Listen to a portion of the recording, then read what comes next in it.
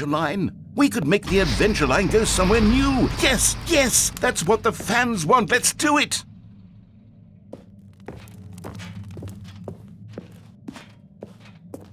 Whee! Look at that wacky line. Who knows where it'll go off to next? Oh, and it played some silly music as well.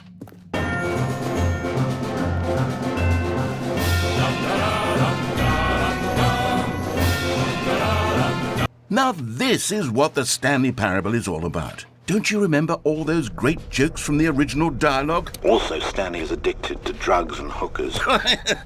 Yes, it's as classic now as it was back then. Let's do it for the fans, Stanley. Let's give them more content exactly like this. But if we want to do that, you're going to have to give something up. Don't you get it, Stanley? We need to get rid of the bucket. That's why I'm very proud to introduce a brand new character. This is the Bucket Destroyer. I think it'll make a wonderful new addition to the rich lore of the Stanley Parable. True, it also was not in the original game, but it's such a well-fleshed-out character with so much personality that to me it already feels as though it's been part of the cast all along. Don't you agree? Can you guess what the Bucket Destroyer does? Surely you don't need me to spell it out for you. Go ahead now, Stanley. Say goodbye to the bucket, and then pop it into the machine when you're ready.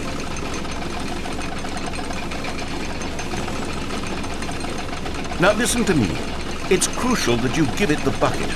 I don't know what the Bucket Destroyer will do if it can't destroy your bucket. Destroying buckets is all it knows. That is its singular personality trait.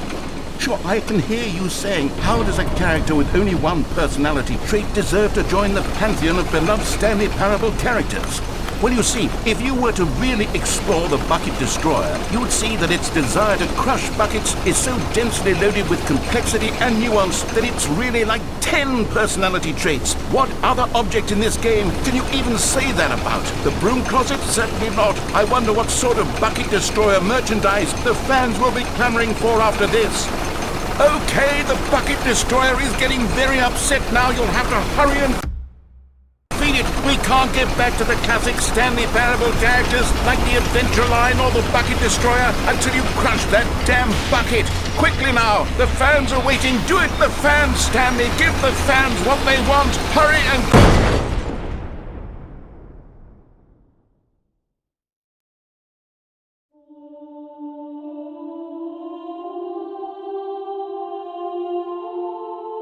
The Bucket Destroyer, my prized creation.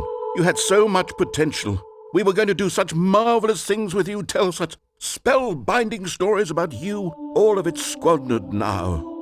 Goodbye, new friend. For the moment in time that you were here, you were magnificent.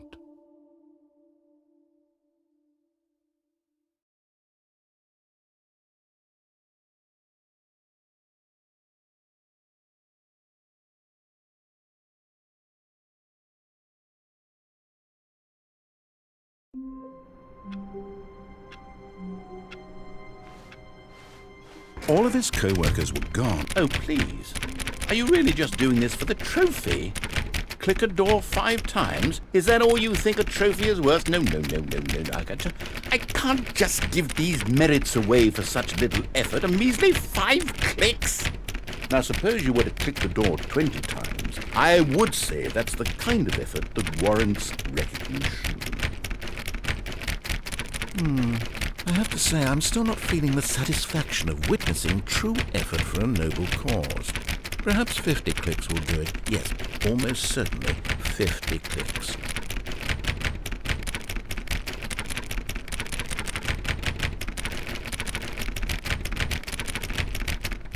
No, I'm still not feeling it. I want this trophy to have meant something. It has to be a true reward for valiant effort. I want to see some hustle, Stanley. I want to see commitment, a willingness to go all the way no matter the cost.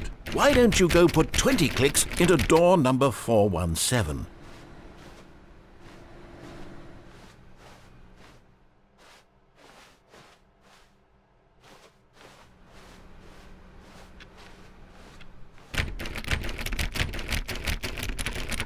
Oh, great. Now, go click a few times on door 437.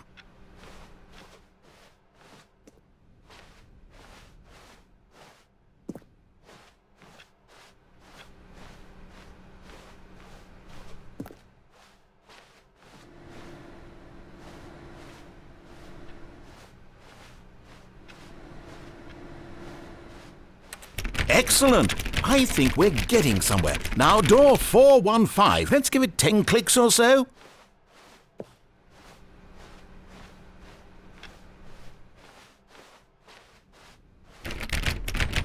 Now, back to door number 437.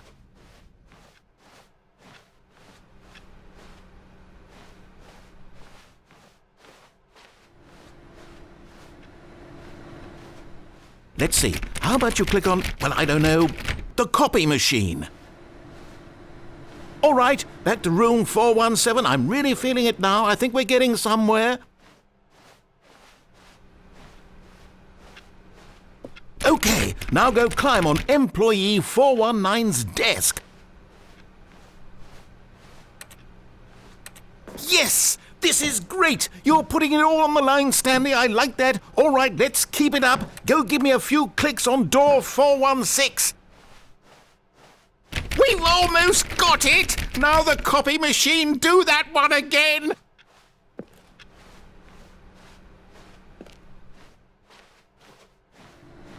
Finish it off, Stanley! 5 clicks on door 430! Yes! We did it! Oh, wow. That felt amazing.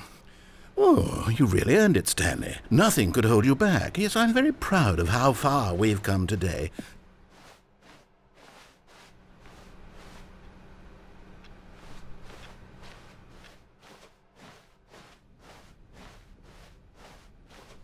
When Stanley came to a set of 2 open doors, this was not the correct way to the meeting room, and Stanley knew it perfectly well. Perhaps he wanted to stop by the employee lounge first, just to admire it. Wow, yes, this room. But eager to get back to business, Stanley took the first open door on his left.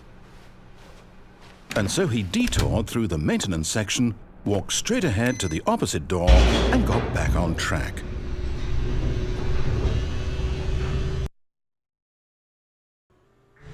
But Stanley didn't want to go back to the office. He wanted to wander about and get even further off track.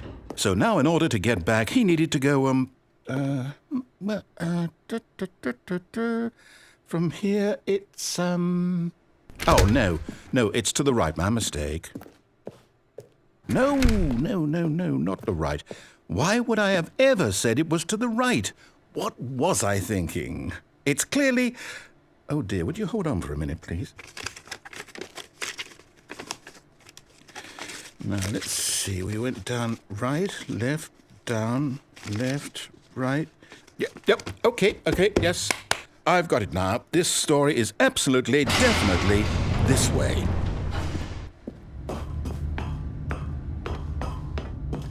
No. This isn't right at all. You're not supposed to be here yet. This is all a spoiler. Quick, Stanley, close your eyes.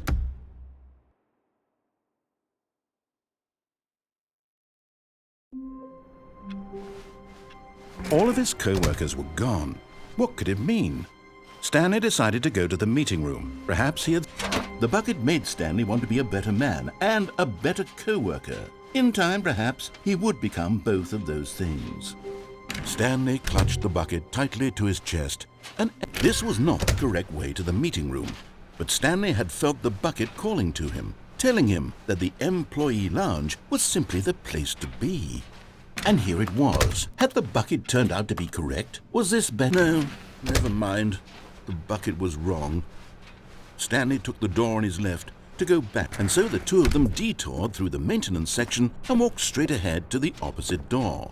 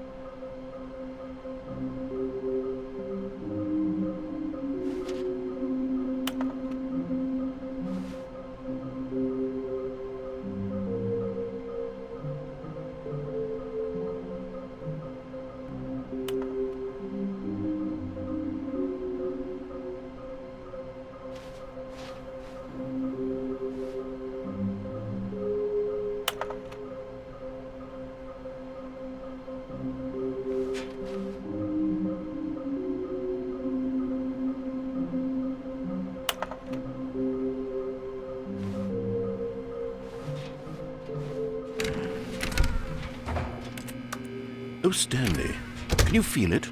The broom closet. It wants the bucket. You can feel that, can't you? The aura of jealousy? It's as clear as day. This broom closet believes it deserves the bucket. I can really... Coming to a staircase, Stanley and the bucket walked upstairs to the boss's office.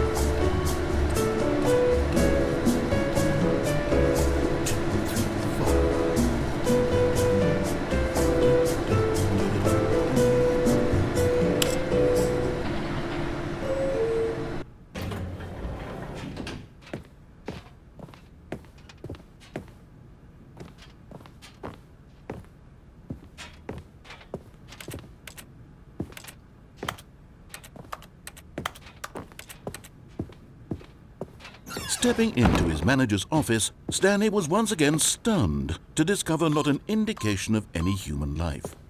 Crushed by the weight of this revelation, but Stanley guessed the correct code by sheer luck. Was it that the bucket knew all along? Was the bucket guiding him? Yes, this is certainly the most logical explanation.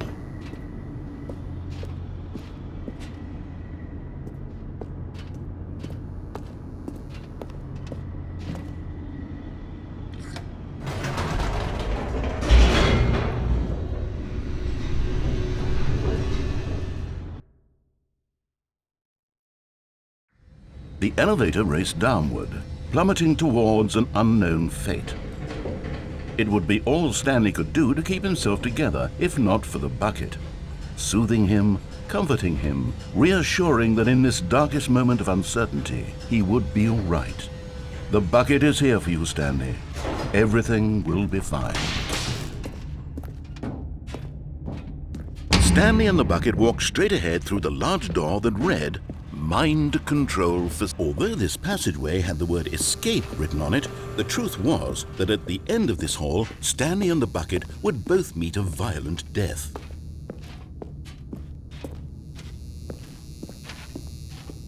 The door behind them was not shut.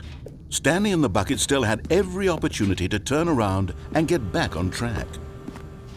At this point, Stanley and the bucket were knowingly walking forward into a very painful death for each of them.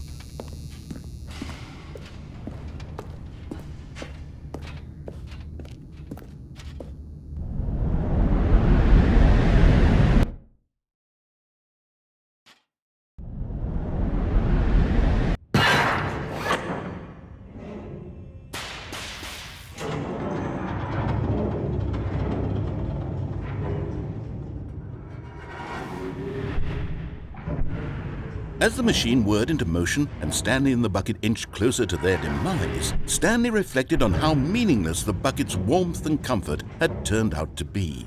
To be sure, it puts the mind and the soul at ease to embrace the bucket, but what use is a sense of ease when you're about to be crushed to death? This is what Stanley thought to himself, and he sort of kicked himself for wasting so much time carrying a bucket everywhere. Farewell, Stanley.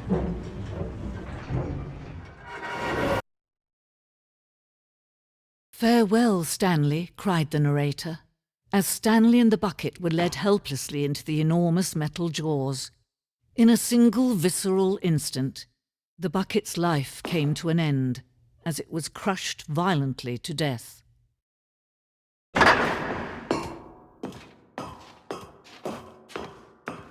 It was a shame, the death of such a magnificent bucket. It's true that all buckets are radiant in their own way, but this one stood above the rest. It was a glorious bucket to behold.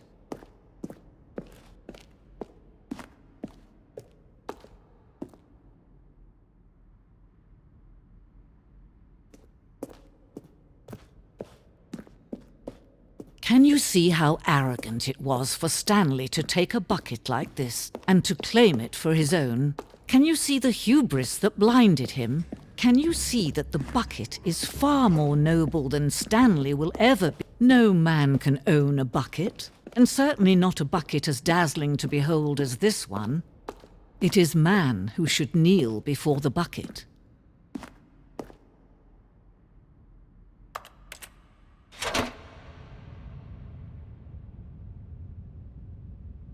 But there is something we can do. Something we can do together, you and I, that will right this terrible wrong. Let Stanley die. Let him be crushed by the machine. Don't reset the game. Don't give him another opportunity to run off with another beautiful bucket. We can save the world's buckets from their treatment as tools and implements if only we let Stanley die together. The bucket shall take...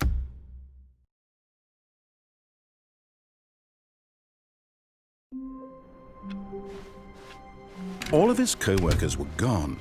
What could it mean? Stanley decided to go to the meeting room. Perhaps he had simply missed a memo. Not everyone is so lucky to have a bucket, but Stanley is a very lucky fellow. Very lucky indeed. Stanley clutched the bucket tightly to his... This was not the correct way to the meeting room, but Stanley had felt the bucket calling to him, telling him that the employee lounge was simply the place to be. And here it was. Had the bucket turned out to be correct? No, never mind. The bucket was wrong. Stanley took the door on his left to go back to the meeting room. "No," said the bucket.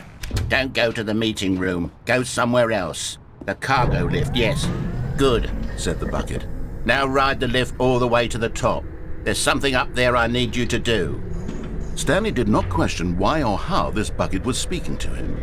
It should have alarmed him, of course, because buckets can't talk. But Stanley chose not to think about this obvious fact.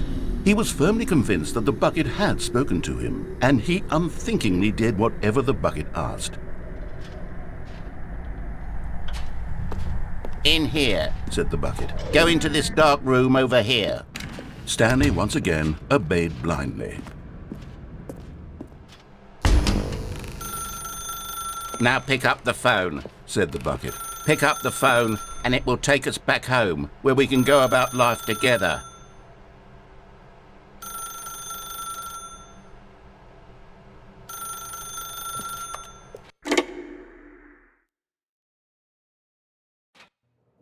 This is the sad story of a man named Stanley and his bucket. Once upon a time, I gave Stanley a bucket because I thought he was lonely and could use a friend. And then, very distressingly, he began to believe the bucket could speak to him. The Stanley Parable Reassurance Bucket was merely meant to provide the comforting glow of companionship. It doesn't literally talk and give you orders. Whatever Stanley is hearing the bucket say to him is just in his head.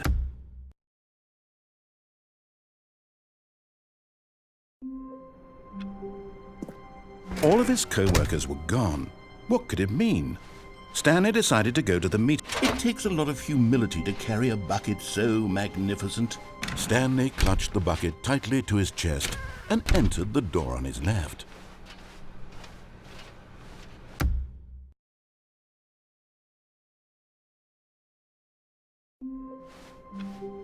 All of his co-workers were gone. What could it mean? Stanley decided to go to the meeting room. Perhaps he had simply missed a memo.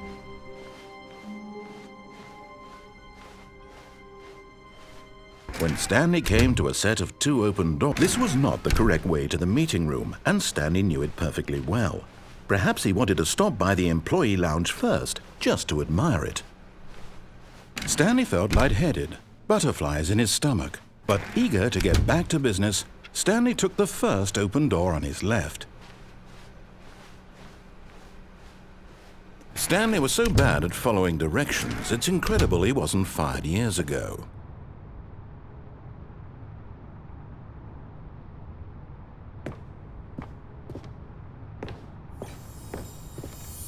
Another miniature Stanley figurine. This, there really must be a snappier name for these things. What about mini-stands? Stanley figs? What about Stanlerines? Yes, I think I like that. Another Stanlerine under your belt.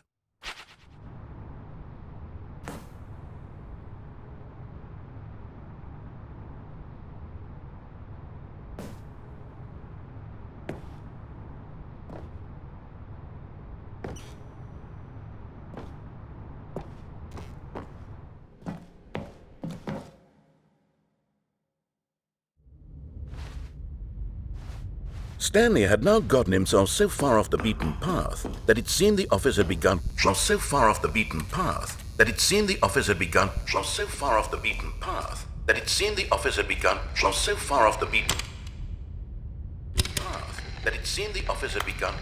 You didn't think I was actually just a recording, did you?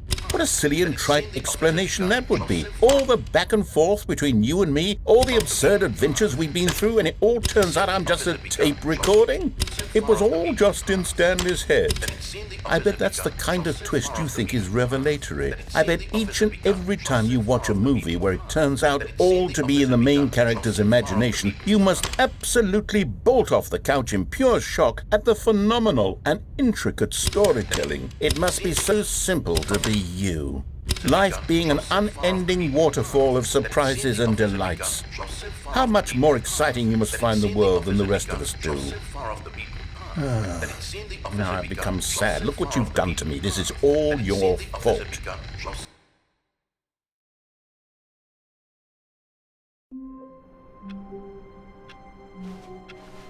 Already this was uncomfortable, and Stanley decided that as soon as he found a new space he felt safe in, that he would never leave it again in his life.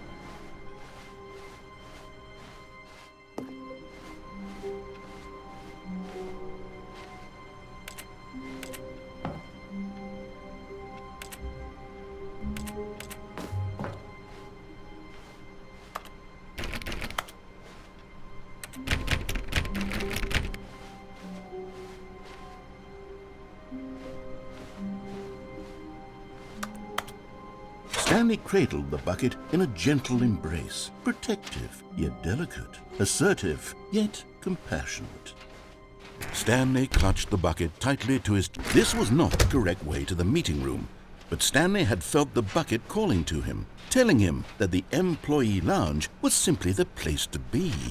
And here it was. Had the bucket turned out to be correct? Was it... No, never mind. The bucket was wrong. Stanley took the door on his left to go back to the meeting room. No, said the bucket. don't go to the meeting room. Go somewhere else. The cargo lift, yes. Go there. Go to the cargo lift.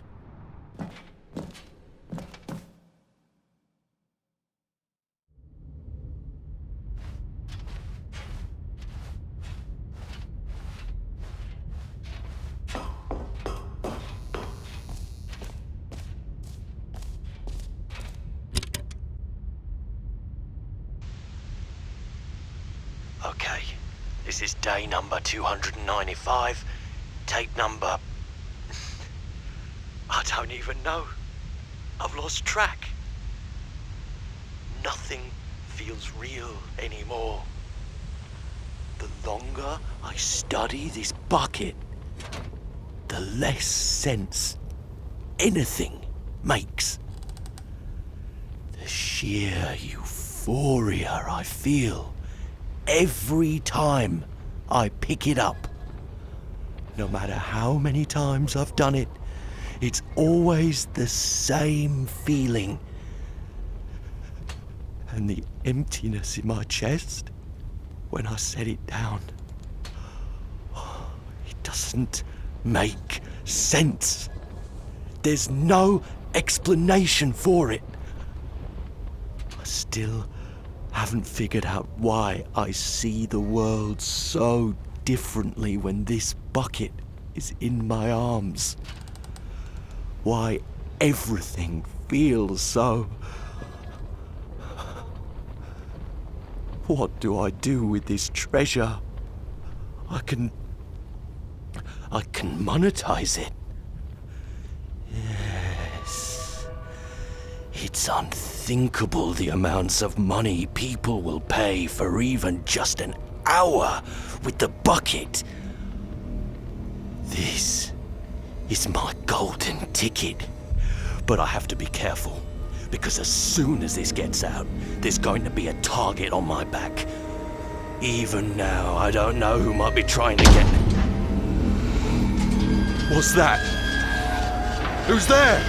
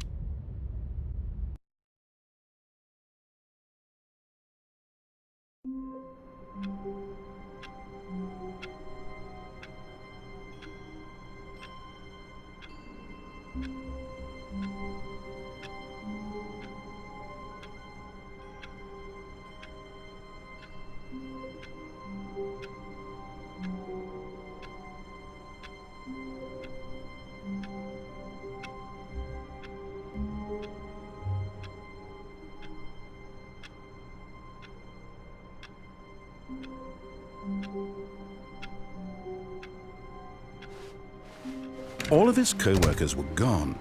What could it mean? Stanley decided to go to the meeting room. Perhaps he had simply missed a memo.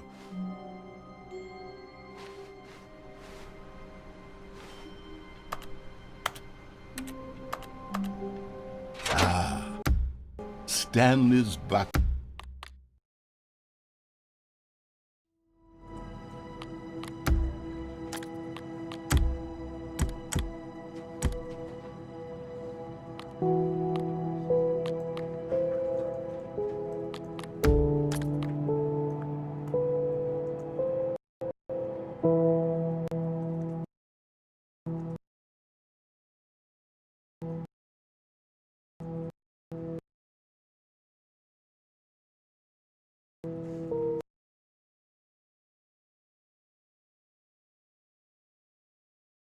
This is the story of a man.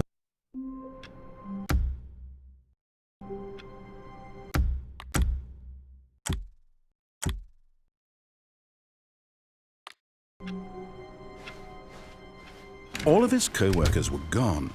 What could it mean? Stanley decided to go to the meeting room. Perhaps he had simply missed a memo.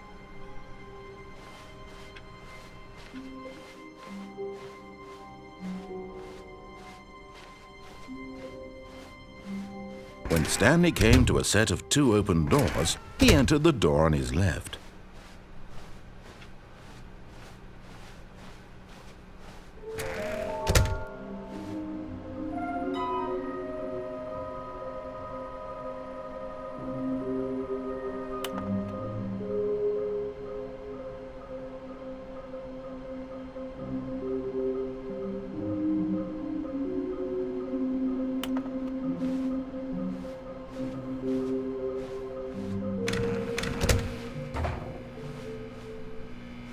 Stanley stepped into the broom closet, but there was nothing here, so he turned around and got back on track.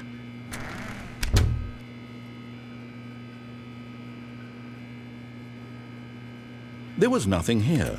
No choice to make, no path to follow, just an empty broom closet. No reason to still be here.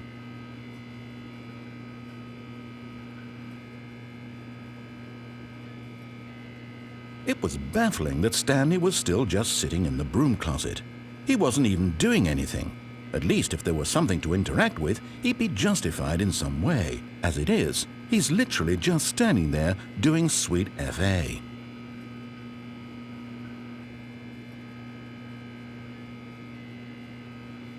Are you really still in the broom closet? Standing around doing nothing? Why? Please offer me some explanation here. I'm genuinely confused.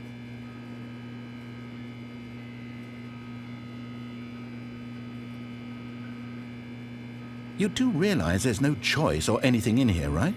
If I'd said Stanley walked past the broom closet, at least you would have had a reason for exploring it to find out. But it didn't even occur to me because literally this closet is of absolutely no significance to the story whatsoever. I never would have thought to mention it.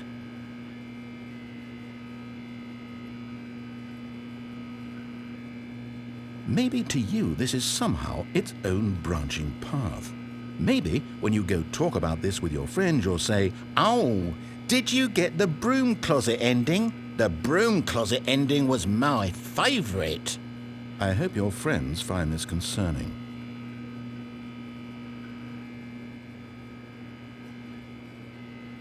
Stanley was fat and ugly and really stupid. He probably only got the job because of a family connection. That's how stupid he is. That or with drug money. Also, Stanley is addicted to drugs and hookers.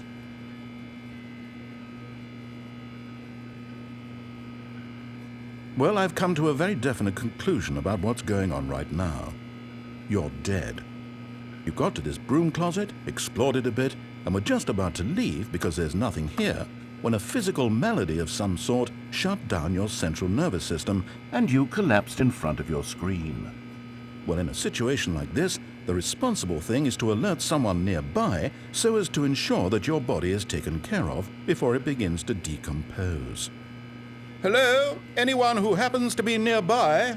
The person at this computer is dead.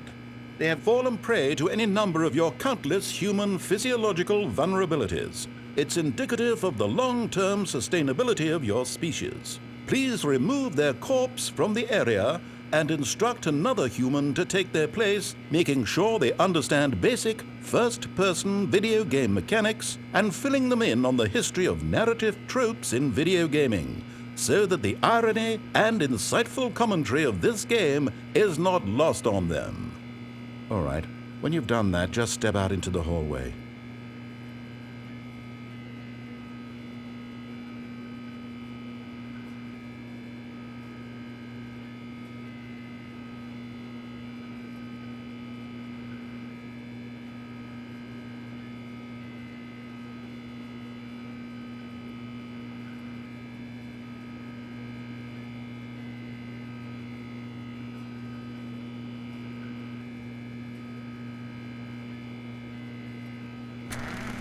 Ah, second player. It's good to have you too.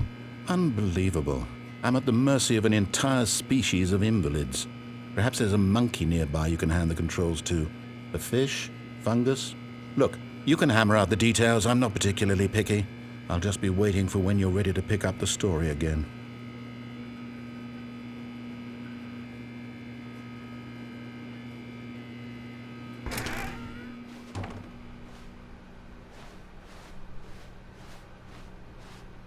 Coming to a staircase, Stanley walked upstairs to his boss's office.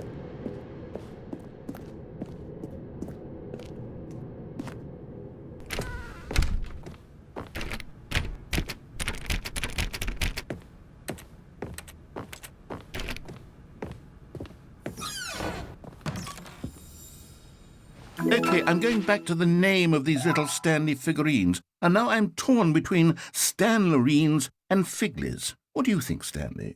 What name better encapsulates the intrinsic sense of happiness that you get from seeing a small number in the corner of your screen go up by 1? Let me sit on it. I'm sure it will come to me.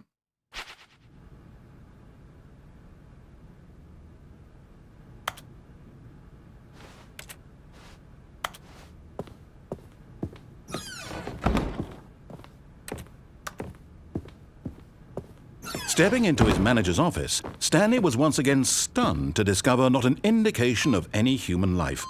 Shocked, unraveled, Stanley wondered in disbelief who orchestrated this. What dark secret was being held from him?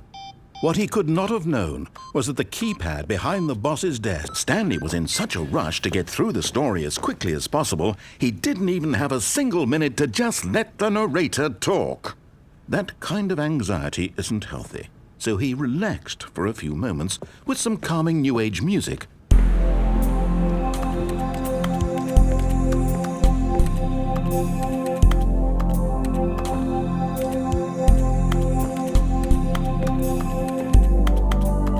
Feeling soothed and rejuvenated, Stanley calmly walked forward into the opened passageway.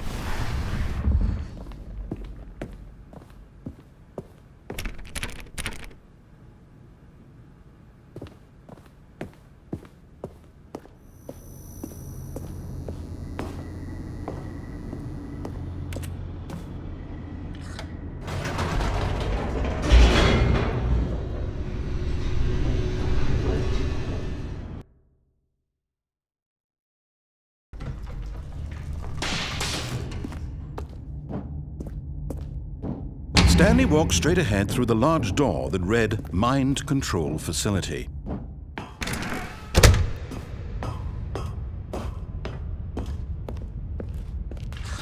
The lights rose on an enormous room packed with television screens. What horrible secret did this place hold? Stanley thought to himself.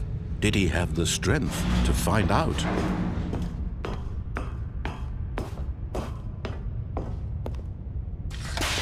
Now the monitors jumped to life, their true nature revealed. Each bore the number of an employee in the building, Stanley's co-workers. The lives of so many individuals reduced to images on a screen, and Stanley, one of them, eternally monitored in this place where freedom meant nothing.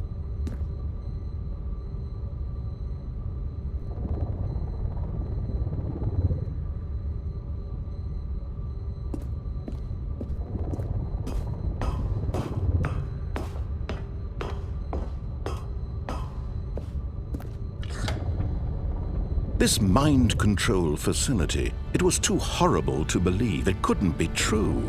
Had Stanley really been under someone's control all this time? Was this the only reason he was happy with his boring job? That his emotions had been manipulated to accept it blindly? No, he refused to believe it. He couldn't accept it. His own life in someone else's control? Never! It was unthinkable. Wasn't it? Was it even possible? Had he truly spent his entire life utterly blind to the world? But here was the proof, the heart of the operation. Controls labeled with emotions, happy or sad or content. Walking, eating, working, all of it monitored and commanded from this very place. And as the cold reality of his past began to sink in, Stanley decided that this machinery would never again exert its terrible power over another human life, for he would dismantle the controls once and for all.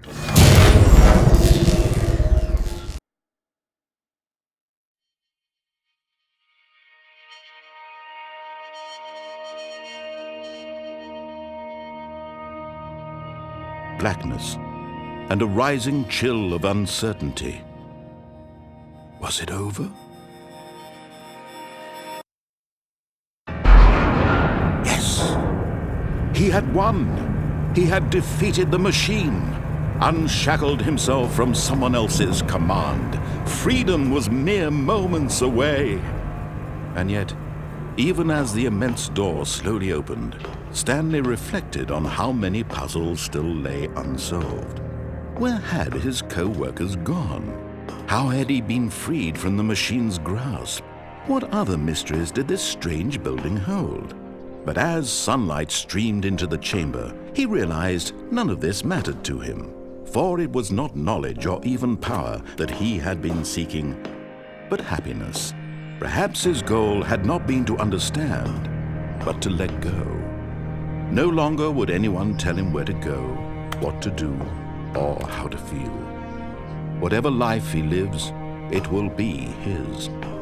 And that was all he needed to know. It was perhaps the only thing worth knowing. Stanley stepped through the open door. Stanley felt the cool breeze upon his skin, the feeling of liberation, the immense possibility of the new path before him. This was exactly the way, right now, that things were meant to happen. And Stanley was happy.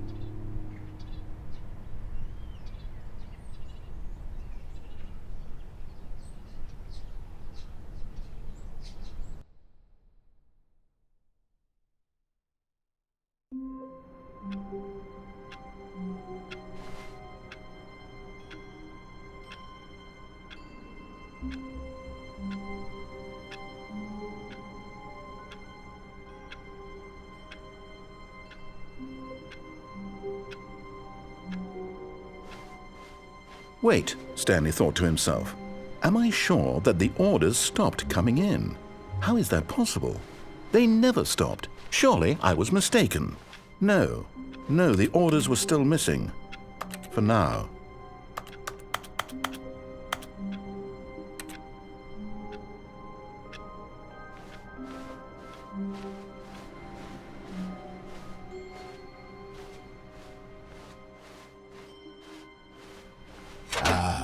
Stanley's bucket, the only co-worker he would ever truly need.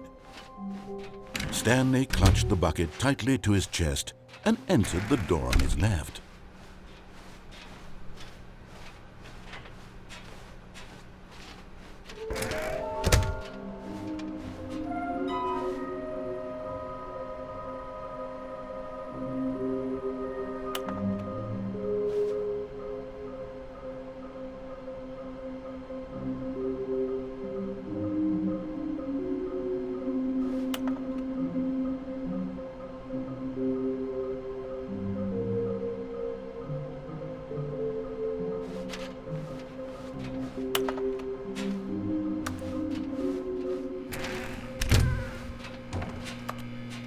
Oh, Stanley, can you feel it? The broom closet. It wants the bucket.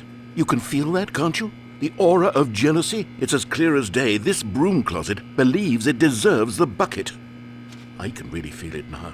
It's a bucket. It belongs in a broom closet. That's what the broom closet is trying to say here. It's supposed to go with the other cleaning supplies. Good for you, Stanley. Don't give in. Don't hand over the bucket. I know how hard it must be, given the pressure that the broom closet is putting on your shoulders right now, but you have to be strong. This is your bucket. This is your companion and lifelong friend. You can't hand it over. Oh no. We're getting into name-calling now, it seems. Is this how low the broom closet has sunk, that it has to resort to this stream of petty insults simply in order to get you to hand over the bucket? Stanley, I never liked this broom closet for a variety of reasons, but even this is worse than I had imagined. And wait.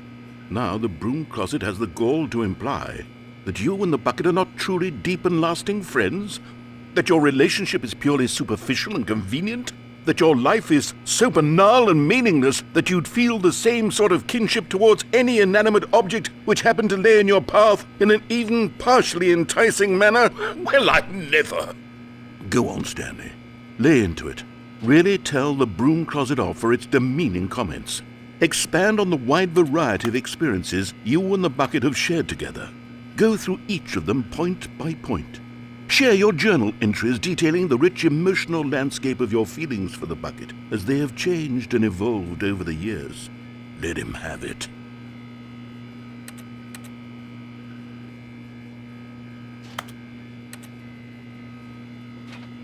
Okay, I've got you something which I think will help settle this debate once and for all.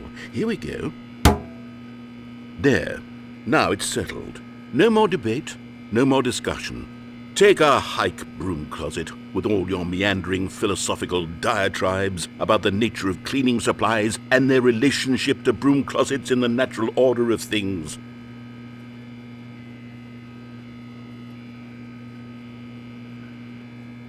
All right, I've got a second sticker back here, and I'm going to slap it on as well because I think it's appropriate. You see, I feel that it works because the sticker is also a bucket. That way, if you're ever unsure whether the thing you're holding is a bucket or not, you can look down at this sticker and say to yourself, "Ah, it's a bucket." There really is a wide variety of applications for this sticker.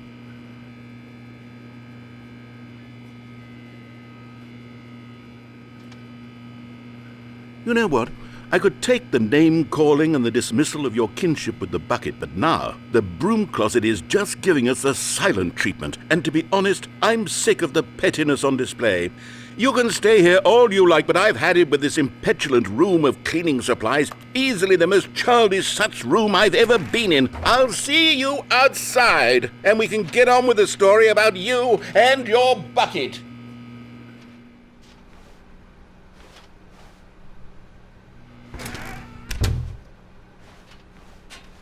Coming to a staircase, Stanley and the bucket walked upstairs to the boss's office. But Stanley just couldn't do it. He considered the possibility of facing his boss, admitting he had left his post during work hours. He might be fired for that. And in such a competitive economy, why had he taken that risk? All because he believed everyone had vanished? His boss would think he was crazy. And then something occurred to Stanley. Maybe, he thought to himself, maybe I am crazy. He looked down at the bucket in his arms. Am I crazy? He asked the bucket. The bucket returned his gaze, but said nothing at all. That's strange, Stanley thought. Usually the bucket is a source of guidance and wisdom for me in difficult times such as these. He held the bucket close, yet felt none of its familiar reassurance and comfort. And that's when Stanley realized, this isn't my bucket.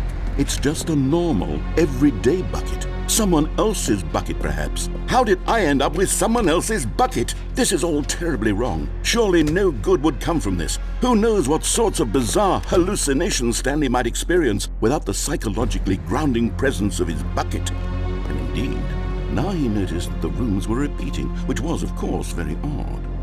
And now he felt himself floating off the ground. Oh, gracious, he exclaimed. Without my bucket, I've gone truly mad. Where is it? I must find it. Far off in the distance now, he heard it, calling to him. Stanley! Stanley, it's me, the bucket. Could it truly be? He rushed forward from room to room, passing by one bucket after the next. None of them were his. None of them were his special bucket. Come to me, Stanley. Find me. He had to find the bucket. He had to return to his old friend. It was the only way to truly restore his sanity. And then suddenly, he froze dead in his tracks. He knew where the voice of the bucket had been coming from. The real bucket was inside of him all along. It was incredibly painful. Stanley doubled over in agony and blacked out.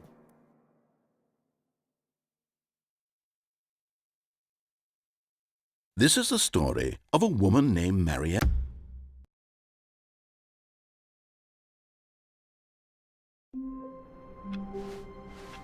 Even now, Stanley's office was a distant memory. What did it look like? There was a computer, perhaps, and a painting. Was it a painting or a photo? He could no longer recall. No matter how hard Stanley looked, he couldn't find a trace of his co-workers.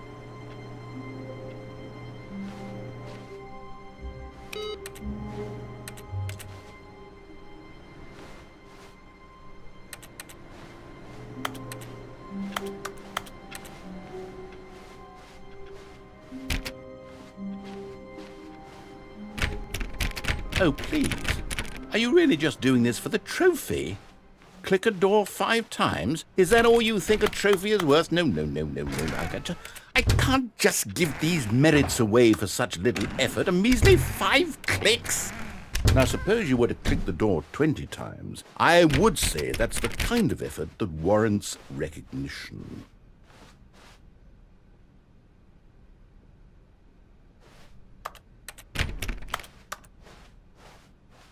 When Stanley came to a set of 2 open doors, he entered the door on his left. This was not the correct way to the meeting room, and Stanley knew it perfectly well.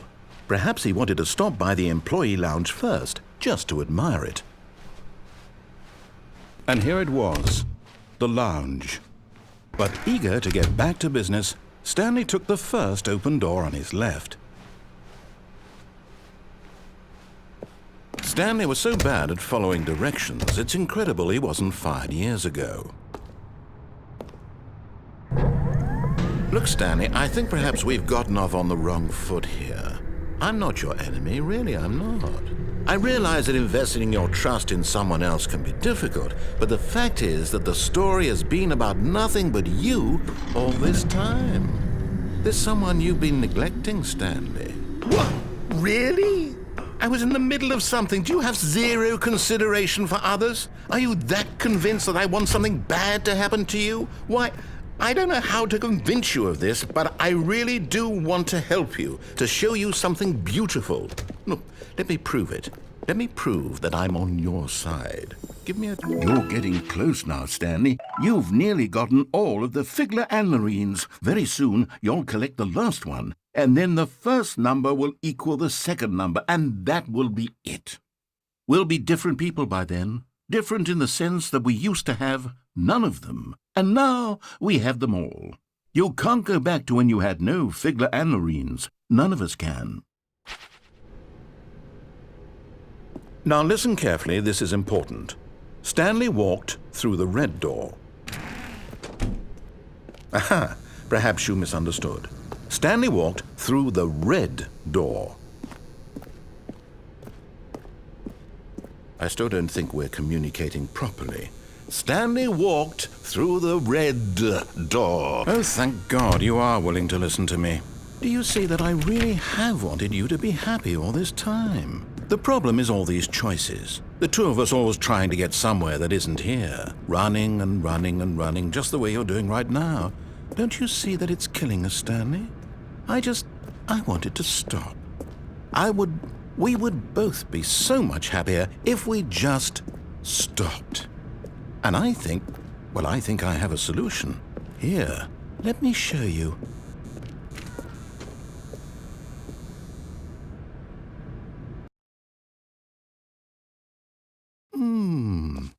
What do we want? What are we looking for? Here. Yes. Oh, it's beautiful, isn't it? If we just stay right here, right in this moment with this place, Stanley... No, wait. Where are you going? Right. Where were we?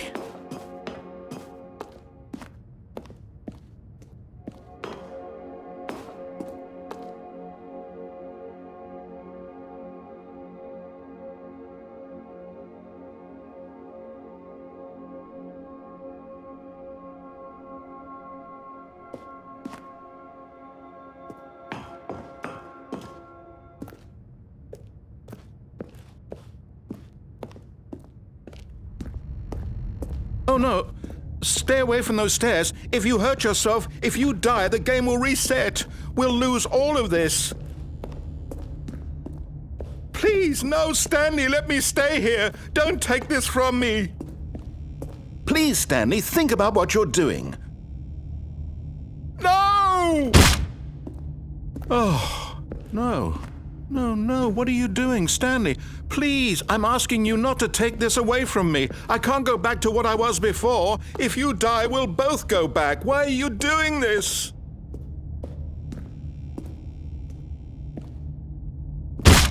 Stanley, let's go back to the other room. My God, is this really how much you dislike my game?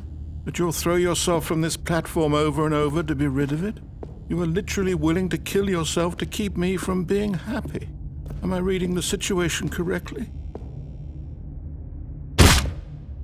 Or maybe you're just getting a kick out of it. I don't know anymore. I just wanted us to get along. But I guess that was too much to ask. It looks like you wanted to make a choice after all. Well, this one is yours.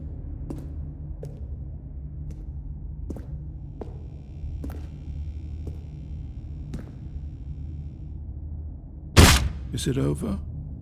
It's going to restart, isn't it? I'm going back.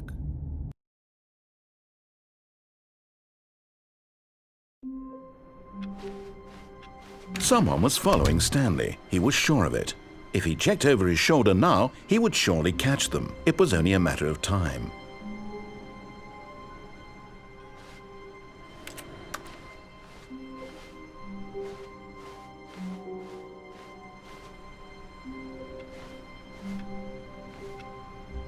Is Stanley, without the bucket, really Stanley at all? No, no, surely not.